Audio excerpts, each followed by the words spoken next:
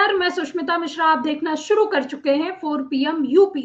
लद्दाख से लेकर उत्तराखंड और उत्तराखंड से लेकर उत्तर पूर्वी के सारे जगहों पर युवाओं का गुस्सा सड़कों पर दिख रहा है। कल लद्दाख में प्रदर्शनकारियों ने बीजेपी दफ्तर से झंडा उखाड़ फेंका। वहीं उत्तराखंड में लगातार पेपर लीक और भर्ती घोटाले से परेशान युवा आंदोलित हैं। बेरोजगारी, भ्रष्टाचार और राजनीतिक उपेक्षा ने हालात को विस्फोटक बना दिया है। अब सवाल केवल जाति और धन की राजनीति का नहीं, बल्कि रोजगार और भविष्य का है। यह आक्रोश सरकार के लिए चेतावनी की घंटी है। आज हमारे साथ वरिष्ठ पत्रकार KP मलिक मौजूद हैं, जिनसे हम समझेंगे कि ये नया जन आक्रोश सत्ता के लिए कितना बड़ा संकट पैदा करेगा। बहुत बहुत स्वागत है KP सर आपका। आपने देखा होगा लद्दाख और उत्तराखंड में फूटे इस जन आक्रोश को आप केवल स्थानीय मुद्दा मानते हैं या फिर ये राष्ट्रीय असंतोष का एक संकेत है? क्या भाजपा बार बार किए गए वादों से मुकर कर युवाओं का भरोसा खोती जा रही है? धन्यवाद सुष्मिता जी। देखिए, अगर आप ये सारा मामला देखें, जिस प्रकार से पिछली घटनाएं हुई हैं, मणिपुर का मामला इतना लंबा चला, उससे पहले किसान आंदोलन दिल्ली में चला, ये सरकार कहीं ना कहीं उस समस्या का निदान न करते हुए उसको दबाने के लिए और उससे दूरी बनाने के लिए उसको ठंडा छोड़ने में विश्वास ज्यादा रखती है। उसी का नतीजा है कि आपने कल लद्दाख की घटना देखी और उत्तराखंड की घटना आपने देखी।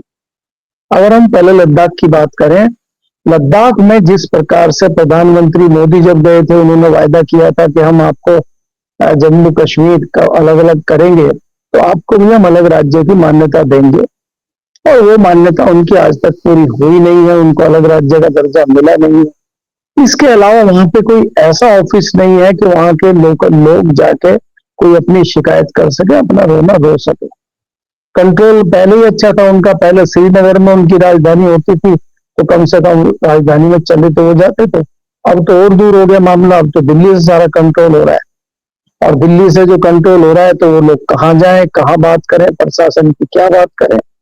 इसके अलावा जो बड़ा वायदा वहां पे किया गया था कि बेरोजगारी खत्म करेंगे, स्थानीय लोगों को रोजगार मिलेगा।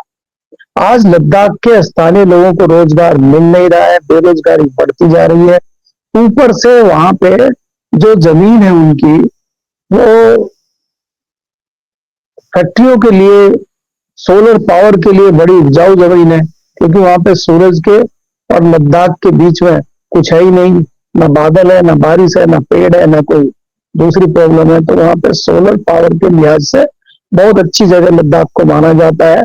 इसीलिए वहां पे कुछ व्यापारियों की नजर उस जमीन पे है, और भारत सरकार ने कई सारे प्रोजेक्ट वहां पे पास किए हैं, और सरकार चाहती है जल्दी से जल्दी प्रोजेक्ट पास हो।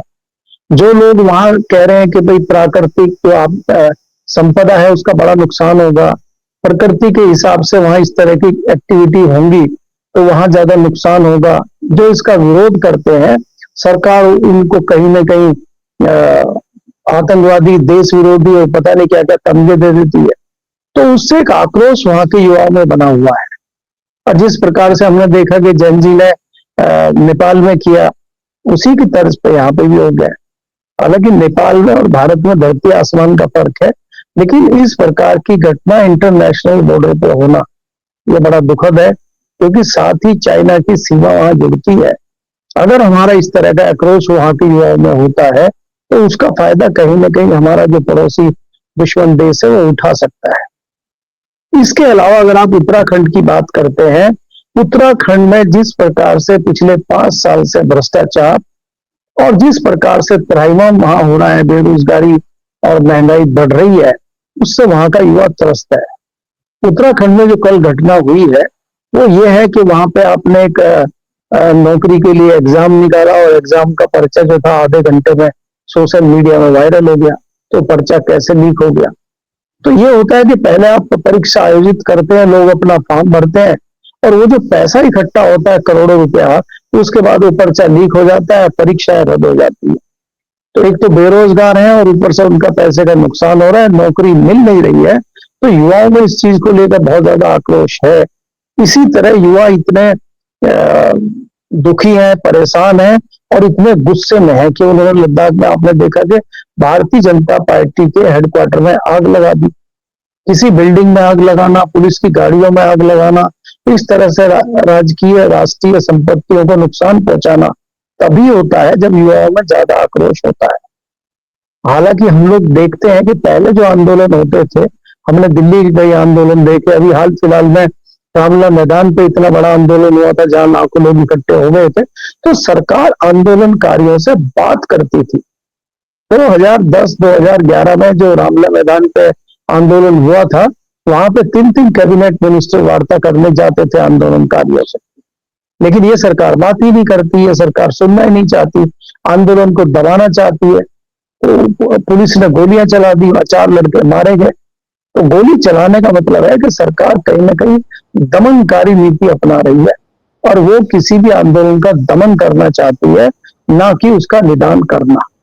मेरा मानना यह है कि सरकार को उनकी बात सुननी चाहिए, उस पर अमल करना चाहिए।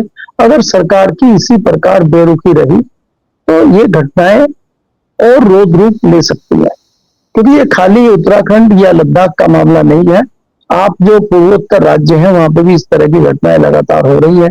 मणिपुर को देख रहे हैं, मणिपुर इतने दिन से जल रहा है, अभी पीछे अरुणाचल और दूसरे राज्यों में भी इस प्रकार के आंदोलन हुए हैं। अगर सरकार इस पर कोई ध्यान नहीं देती है तो ये मामले रोद रूप ले सकते हैं, मुझे ऐसा लगता है। जी सर, बहुत सही कहा, लेकिन सरकार बात ही तो नहीं कर रही है, सिर्फ मंचों पे खड़े होकर नकल जिहाद का एक नया नाम दे दिया है। कल मुख्यमंत्री धामी ने कहा है कि कोचिंग और नकल माफिया का होकर राज्य में नकल जिहाद छेड़ने और अराजकता फैलाने की कोशिश कर रहे हैं। मुख्यमंत्री ने कहा कि जब तक उनकी सरकार सभी नकल माफियों को मिट्टी में नहीं मिला देती तब तक चैन से नहीं बैठेगी। तो ये धामी के शब्द हैं, उन्होंने ये कहा है और एक नया नाम जोड़ दिया है, नकल जिहाद। इस पर क्या कहेंगे? अब देखिए, अगर आप धामी की बात करते हैं या उत्तराखंड की बात करते हैं, मुद्दों से भटकाना, मुद्दे की बात न करना भारतीय जनता पार्टी के ज्यादातर नेताओं का यही हाल है।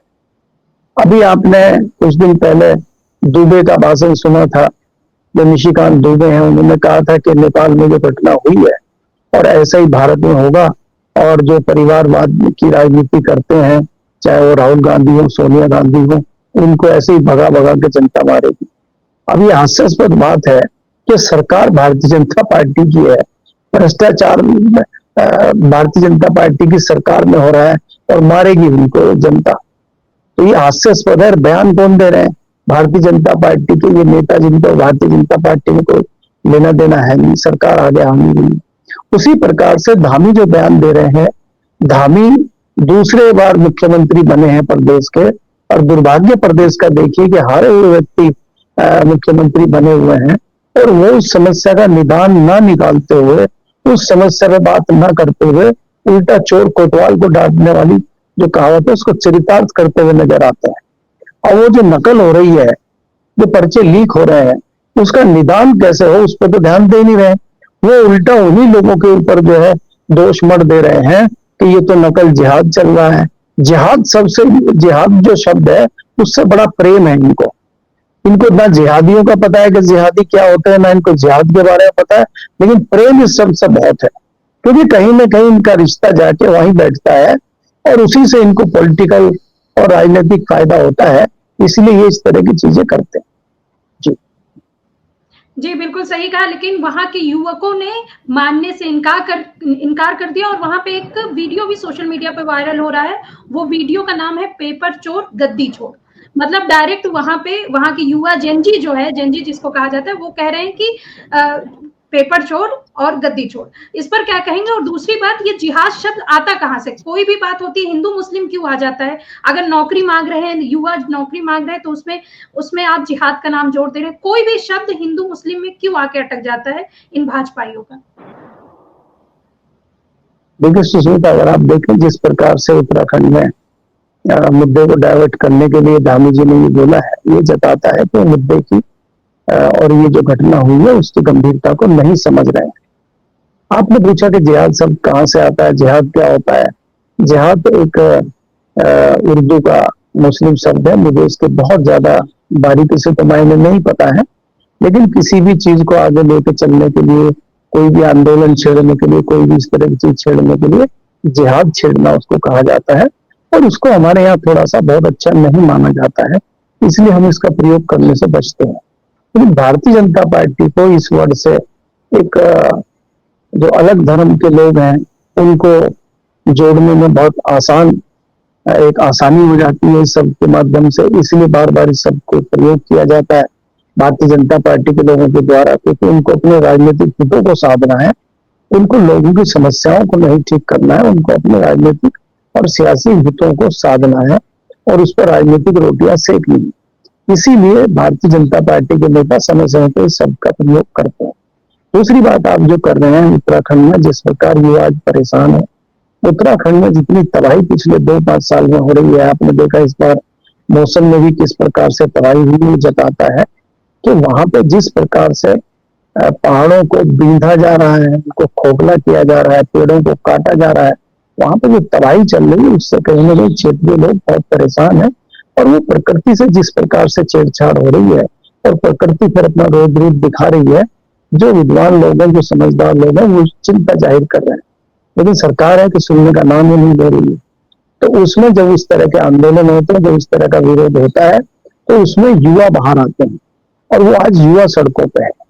और जेनजी जो कहते हैं, जेनजी हम कहते हैं उनको, जो 20-22 साल के 25 साल के बच्चे हैं, जो आजकल उसको न्यू जनरेशन कहते हैं, जेनजी कहते हैं, जो 97 से लेके 2008 या 10 तक 12 तक उनका जिनका जन्म हुआ है, मोस्ट प्रोबेबली वही है कि 22 साल से 30 साल तक की उम्र के जो बच्चे हैं आजकल सब सोशल मीडिया पे रहते हैं, मोबाइल का प्रयोग करते हैं, अखबार वो पढ़ते नहीं है, टीवी वो देखते नहीं है, बाकी बहुत ज्यादा चीजों में वो रहते हैं, उनके शौक हर चीज रहती है।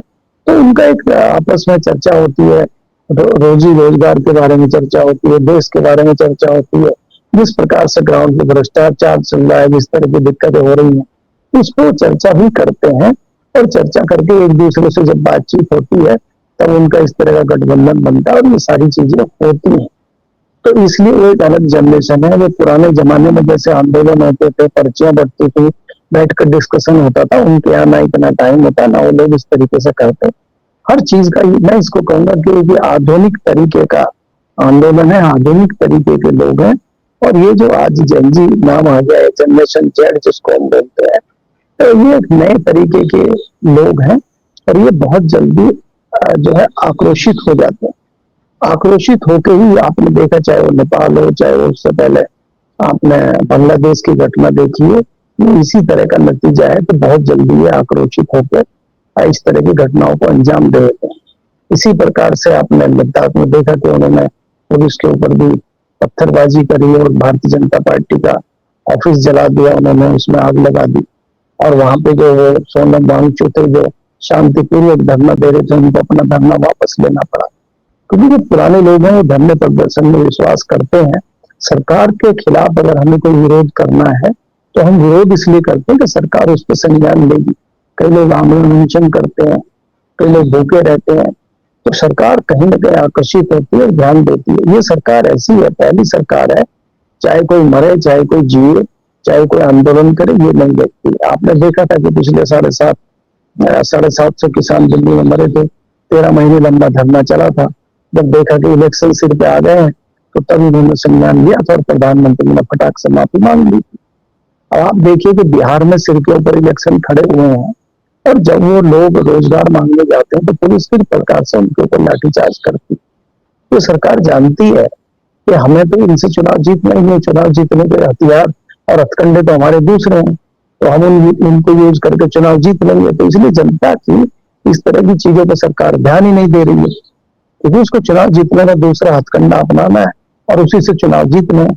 इसलिए सरकार ज्यादातर लोगों की चिंता नहीं कर रही है, जो मुझे लगता है देश के लिए भी और जनता के लिए भी दुर्भाग्यपूर्ण है। तो साफ है कि लद्दाख से लेकर उत्तराखंड तक उठ रही आवाजें केवल स्थानीय नाराजगी नहीं बल्कि उस बड़े सवाल की तरफ इशारा करती है कि युवा अब अपने भविष्य और अधिकारों के लिए निर्णायक लड़ाई लड़ने को तैयार है। सरकार चाहे इसे छुटपुट विरोध कहे या फिर साजिश बताकर टालने की कोशिश करे, लेकिन सच्चाई यही है कि देश का नया जनमत रोजगार और ईमानदार शासन की मांग कर रहा है। सवाल यह है कि सत्ता इस गुस्से को सुनेगी या फिर इसे नजरअंदाज कर बड़ी राजनीतिक भूल करेगी? यही असली चुनौती है और इसी पर आज बहस जरूरी भी है और हर जगह होनी भी चाहिए। फिलहाल आपको ये चर्चा कैसी लगी? कमेंट सेक्शन में अपनी राय जरूर बताइएगा। देखते रहिए 4 PM यूपी। कल फिर मिलते हैं किसी नए मुद्दे पर।